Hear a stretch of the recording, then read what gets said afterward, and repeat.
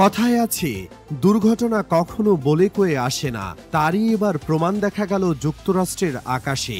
জানা গেছে যুক্তরাষ্ট্রের ওয়াশিংটন ডিসির Ronald Reagan national airport DCA এর কাছে বুধবার রাতে এক বিমান বিধ্বস্ত হওয়ার ঘটনা ঘটেছে। বিমানটিতে ৬৪ জন আরোহী ও ৪ জন ক্রু সদস্য ছিল বলে জানা গেছে। উক্ত দুর্ঘটনায় বিমানবন্দরটিতে সব উড্ডয়ন ও অবতরণ সাময়িকভাবে স্থগিত করা হয়েছে। ৩০ জানুয়ারি বৃহস্পতিবার এক প্রতিবেদনে এ খবর জানিয়েছে আরব নিউজ।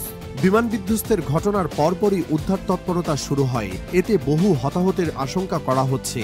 এতে এখন পর্যন্ত ১৮ জনের মরদেহ উদ্ধার করা হয়েছে। US park police, DC metropolitan police এবং মার্কিন সামরিক বাহিনীর একাধিক হেলিকপ্টার ঘটনাস্থলের উপর চক্কর দিতে দেখা গেছে। সংবাদ মাধ্যম রয়টার্স বিস্তারিত তথ্য দিতে গিয়ে বলেছে, রিগান ওয়াশিংটন ন্যাশনাল এয়ারপোর্টের কাছে আমেরিকান এয়ারলাইন্সের একটি আঞ্চলিক যাত্রীবাহী জেটের সাথে বুধবার রাতে মার্কিন সেনাবাহিনীর ব্ল্যাক হক হেলিকপ্টারের মধ্য আকাশে সংঘর্ষ হয়েছে বলে কর্মকর্তারা জানিয়েছেন।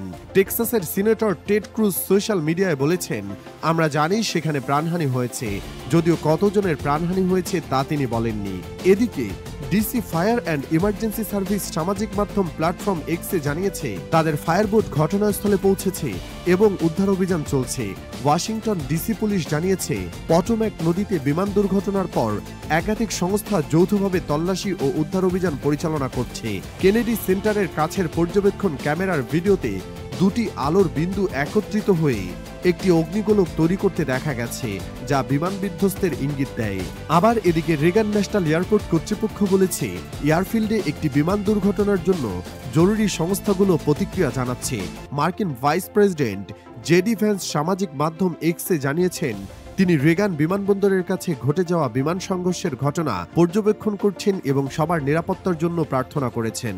এক্স পোস্টে জেডি ভ্যান্স লেখেন, দয়া করে রেগান বিমানবন্দরের কাছে গত রাতে ঘটে যাওয়া মাঝ আকাশে সংঘর্ষে জড়িত সবার জন্য প্রার্থনা করুন।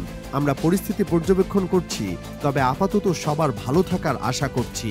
অন্যদিকে নবনিযুক্ত প্রতিরক্ষা সচিব পিট হেগসেথ জানিয়েছেন, পেন্টাগন পরিস্থিতি নিবিড়ভাবে পর্যবেক্ষণ করছে। এক্স পোস্টে হেগসেথ লিখেছেন, যদি প্রয়োজন হয় সহায়তা দিতে প্রস্তুত। দুর্ঘটনায় জড়িত সকলের জন্য প্রার্থনা করুন। উল্লেখ্য যে ২০০৯ সালের ফেব্রুয়ারির পর থেকে মার্কিন যুক্তরাষ্ট্রে কোনো মারাত্মক যাত্রীবাহী বিমান দুর্ঘটনা ঘটেনি। তবে সাম্প্রতিক বছরগুলিতে ছোটখাটো দুর্ঘটনাগুলি গুরুতর নিরাপত্তা উদ্বেগ তৈরি করেছে।